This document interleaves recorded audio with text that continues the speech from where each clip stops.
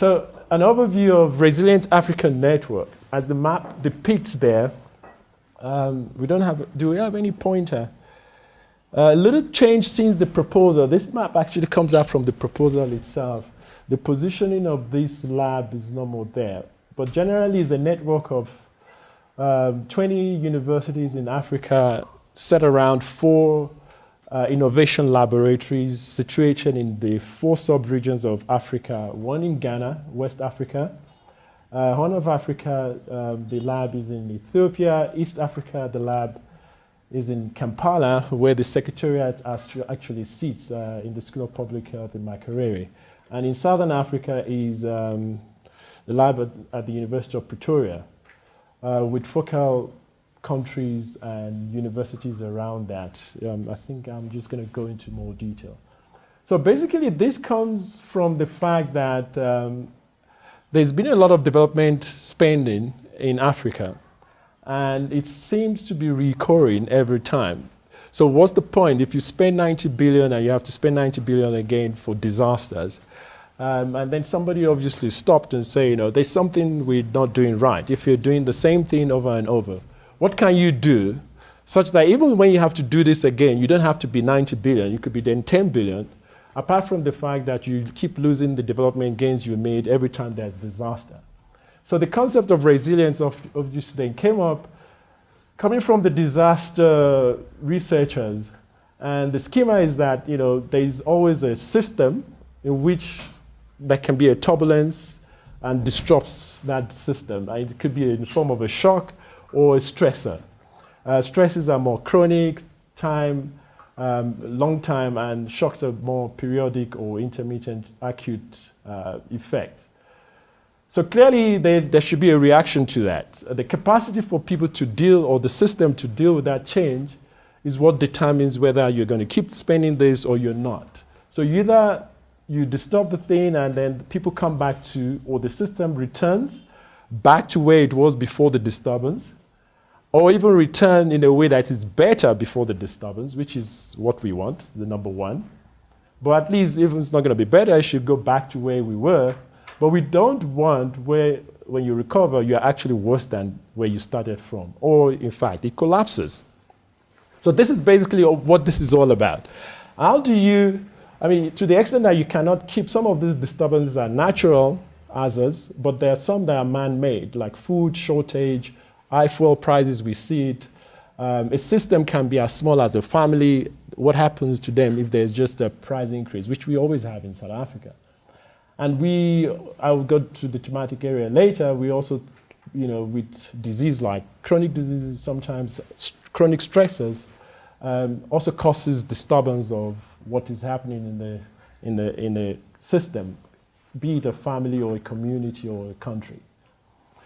So from there, the RAND defined resilience, because there's a lot of definitions out there. So the RAND network decided to put up a definition to help it shape its own interventions. And it's defined as the capacity of people and systems to mitigate, adapt to, recover, and learn from shocks and stresses in a manner that reduces vulnerability and increases well-being. And I think the key words there, the key phrases are reduce vulnerability and increase well-being. Clearly, if you reduce vulnerability, you may reduce well-being. But even if you don't reduce vulnerability, you can increase well-being if you don't increase vulnerability. But one of the two interventions must be to reduce vulnerability of people to those disturbances and F1 increase their well-being. The vision, which covers all of RAND network, is to create resilient African communities through innovative solutions. By the way, this is a project, obviously you can see it's from the American people, right on the left. It is basically to ensure that the solutions come from Africans through universities and using scientific approaches and evidence-based approaches. And therefore, the innovative solutions are actually supposed to be locally generated. But we do have partners, as you see them right on the bottom, The project itself comes out from Office of Science and Technology in USID in DC, and in particular the program called Higher Education Solutions Network, and that's why you see that right on the right. And it's housed within a broader development lab of the USAID. And our partners are Tulane University in the US, Stanford University, the DRLA is part of Tulane, Disaster Resilience Leadership Academy, correct. And CSIS, Center for Strategic International Studies, in DC as well. They basically provide a kind of support on how do you present this kind of information to US Congress or for people to understand in simple English. It's coming from science universities, but they need to obviously get to ordinary people. So mission is to strengthen resilience in Africa through university-led innovative solutions using evidence-based approaches. Specific objectives, there are 3 of them. One is to design and operationalize a scientific, data-driven, evidence-based resilience framework for sub-Saharan Africa. In other words, we need to determine how resilience and understand what resilience is like in sub-Saharan Africa, and for our lab in particular in Southern Africa, and in order to be able to measure it and inform development agencies on how their programs is changing resilience or how it's not changing resilience. Because there is still a gap in how do you measure resilience itself. So that's the first objective of the RAN. The second one is to strengthen resilience at individual, household, and community levels through innovations. And that's why we are here today. As you can imagine, it will require some strategic thinking to make it different, because we can't keep doing what we've been doing and expect to get something different. And eventually, from what we learn in terms of the science around resilience and also innovations and intervention that we will be developing, we need to obviously disseminate the knowledge. And the RAN has suggested a way to disseminate the knowledge through what we call small pieces of information, knowledge, information technologies, in a way to disseminate resilience-related knowledge. So basically 3 of them overlapping and connected. As like any other organization, we come together with an understanding of our core values, most important because it's a network, it's teamwork. We also decided that some of these other values are pertinent to the work we do. Integrity. We always talk about patents and all this kind of things. So you to require people with integrity to have that kind of conversation. Professionalism, accountability to the community that we serve, because it's actually unique.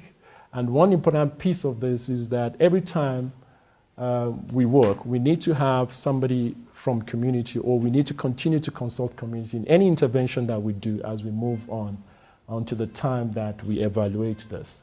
So accountability is important. Creativity, clearly, and networking, and that's why we have people from all disciplines, and multidisciplinarity is indeed a core value.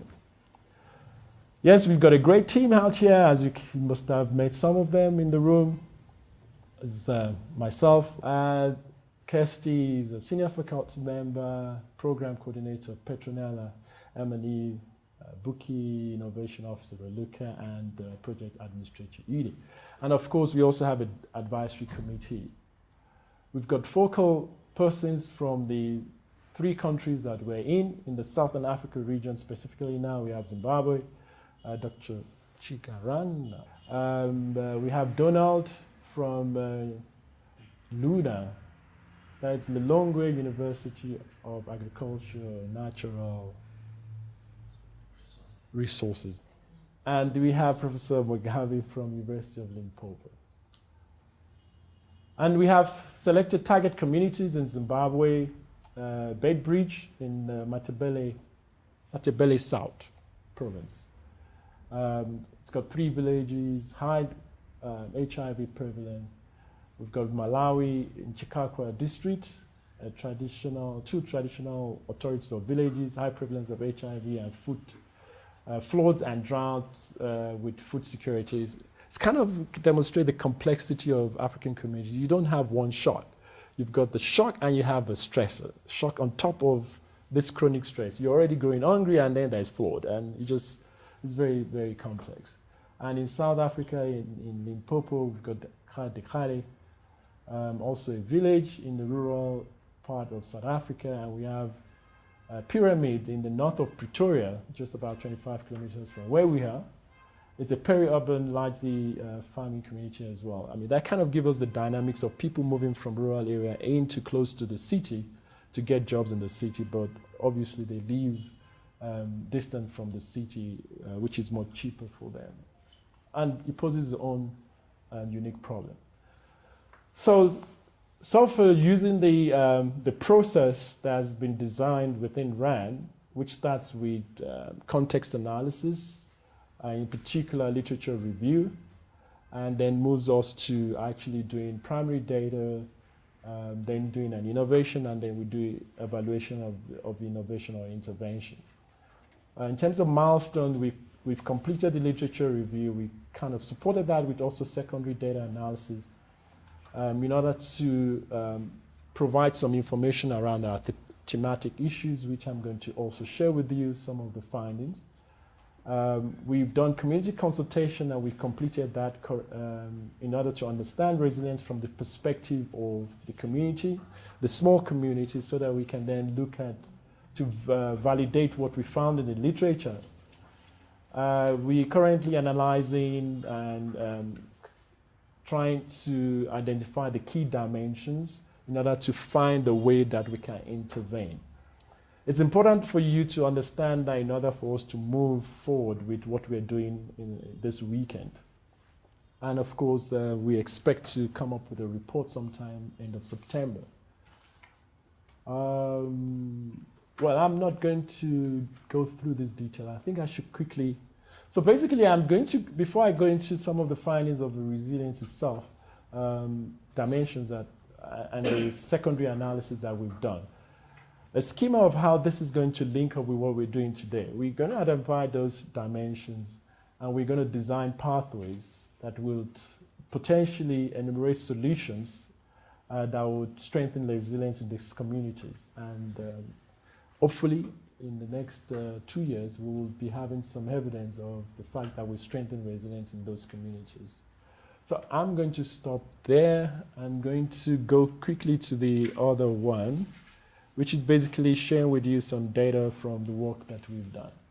So we're looking at 3 countries, and we believe those 3 countries cover almost half the population of Southern Africa. That's the map of Southern Africa. So if you take South Africa, Malawi, and Zimbabwe, it's a population of about 80 million people, and the whole population in the Southern African region is 164 million. So it was by chance or by luck, but we kind of got half of the population we're looking at. And I think as a background, or as a context, as you see in resilience, you need to build a context to know then what you're going to be building resilience to what. It's an agroeconomic based region, less so for South Africa, but if you look at Malawi and Zimbabwe, over 60% of the output in Malawi and Zimbabwe are from smallholders. And most of the foreign exchange, for example, in Malawi, over 90% is from agriculture.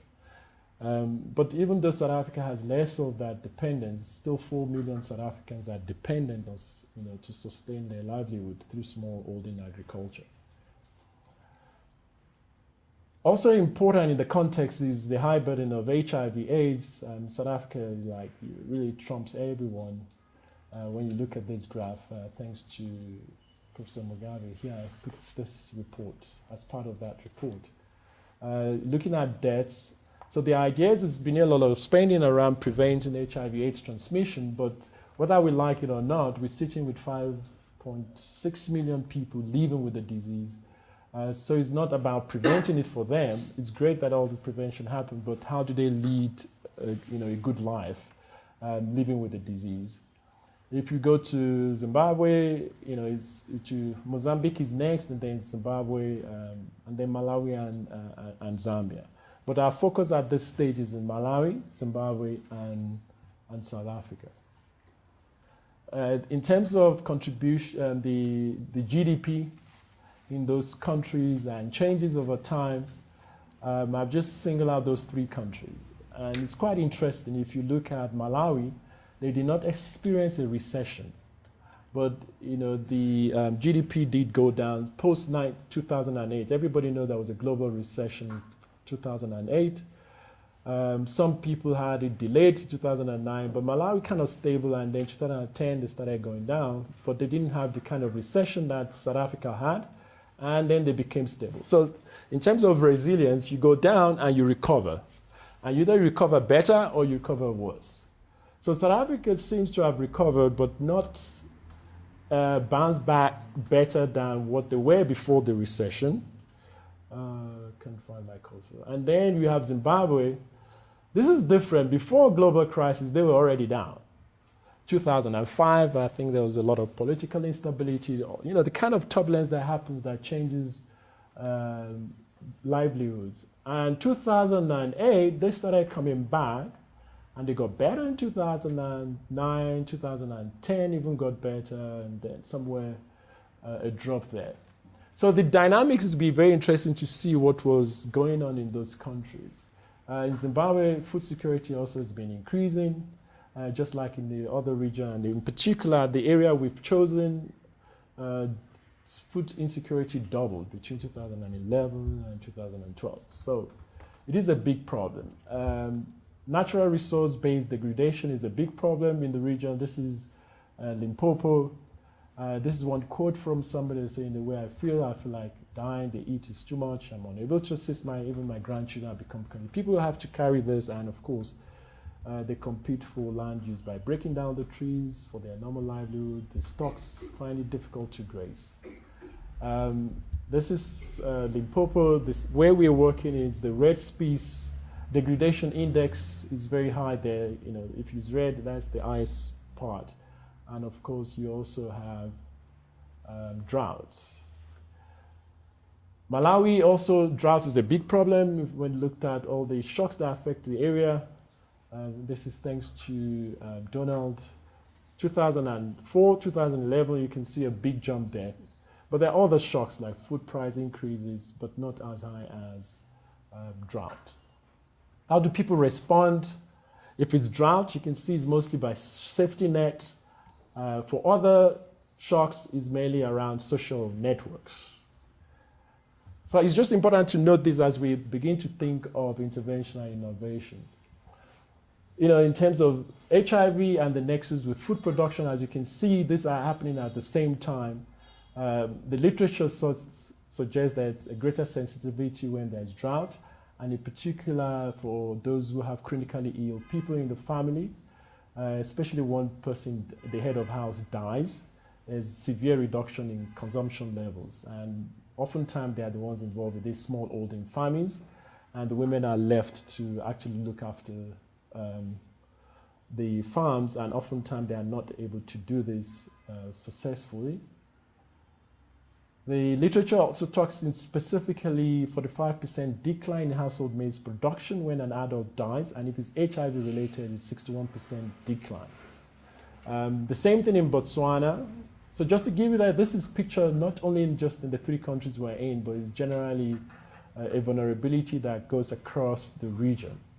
And it covers areas of agriculture, environmental issues, economics, health, nutrition in particular, and of course demographics like changing female-headed households. The number of female-headed households and elderly starts to increase as the young people die, and particularly male breadwinners in the house dies. There are few efforts. It's important to know that we are not starting from zero. There are small-scale irrigation interventions in these regions. Drought-tolerant crops has been introduced in some areas, but perhaps they are just not enough. So when we're looking at interventions, those who have experience in some of this may be able to share some of the challenges there on how we can get it better or introduce new innovations to make the scenario change. Because despite all of this, we still have the picture that I've just given to you. I mean, there are policy issues around social transfers and social protection, cash transfers, grants in South Africa, but we still have all these challenges despite that. So we looked at some analysis over time. This is South Africa specifically, looking at HIV, high HIV burden and lower HIV burden communities. This is based on dividing the country into areas that have higher than average number of people who came out to say they're HIV positive in the household. So I then tracked some changes over time. And this is number of people with salary, because we say salary is a protected wage that you're sure you're going to get at the end of the month. And we know it's an issue for resilience. Over time, it dropped. If it's HIV, the green is high burden HIV communities, and the blue low burden or lower than average. It dropped in those higher areas and more or less stable and slightly increased in latter times in where HIV/AIDS are not burdened. Percentage female-headed households, so we also confirmed with this data that it's increased, especially around 2004, 2005, and it's kind of stable for lower than average HIV burdened communities. And I looked at the price of commodities because of, this area is very dependent on agriculture. You can see that increase that started also in 2005, and a big blop around 2007, 2008, and then it comes back, but it still never came back down to pre-2005 prices. So the idea is that what's the trend? Post-2008, you can also see a jump in land degradation, higher in areas of higher burden of HIV and much lower in areas that are below average. So it looks like people are using the land more post-commodity prices. But when you look at grain, it's much higher, even at baseline, in higher burden HIV areas. So if we're looking at helping livelihood, it looks like grain production is an important thing there. Livestock also. So it could be well that those with communities with HIV/AIDS are more in the area of agricultural dependence, and therefore they always have higher, but there's a general increase post-2008, but much higher in HIV/AIDS area. Same thing for poultry.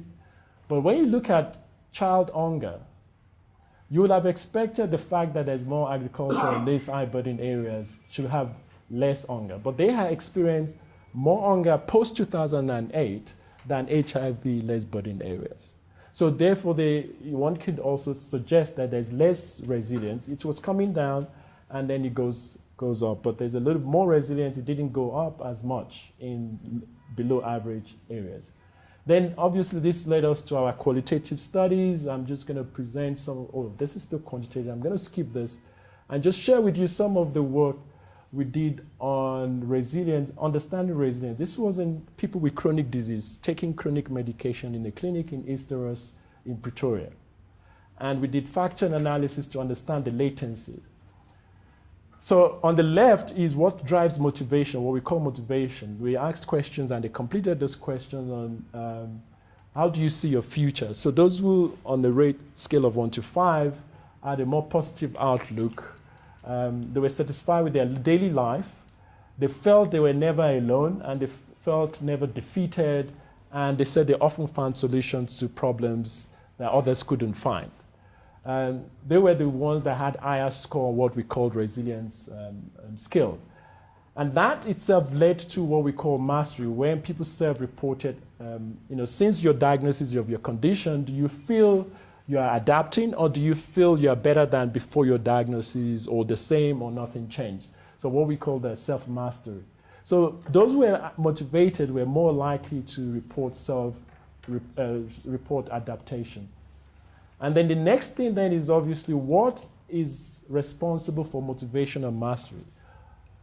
Reporting higher self-reported good health, regular attendance of church, physical assets, that's do you have a TV, all those wealth dimensions.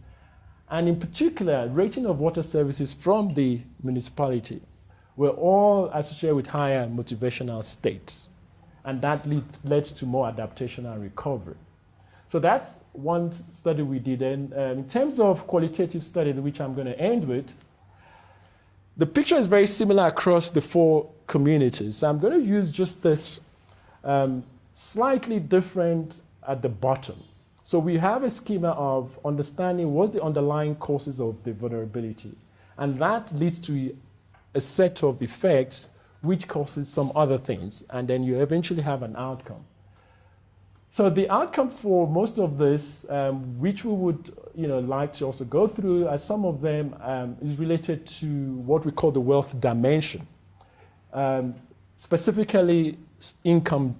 People have less income, unemployment, and food security was very common in all the 4 communities. And it was worse, clearly, if there is somebody affected by HIV/AIDS. So in other words, our thematic issue is looking at how do we build resilience to loss of livelihood, and in particular for those who are living with HIV/AIDS. So resilience to what? Of whom? That's those people not living with HIV, those affected by HIV, because you don't have to live with HIV/AIDS to be affected by HIV/AIDS.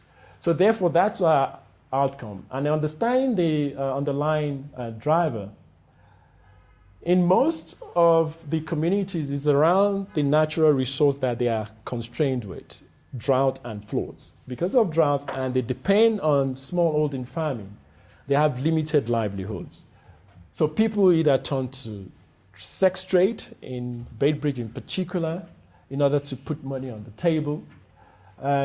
If we look at Pyramid, which is a peri-urban area, there is less of agricultural issues that came up. It was mostly around infrastructure and around housing, because people come in and there's not enough housing, and then that leads into problems of health-related issues around waterborne illnesses. There's HIV/AIDS, because obviously people then also look for alternative source of livelihood, and they always turn to trade sex. The other problem they also talked about most of the time was lack of skills to be able to gain alternative employment, so they often end up using their bodies. Again, they then have this psychological state of mind that is hopelessness, and there's boredom because of no work. They resort to drug use or drug abuse. And then that drives crime. Also, because of the housing problem, people have to go out to go to the toilet in the night, and they get raped.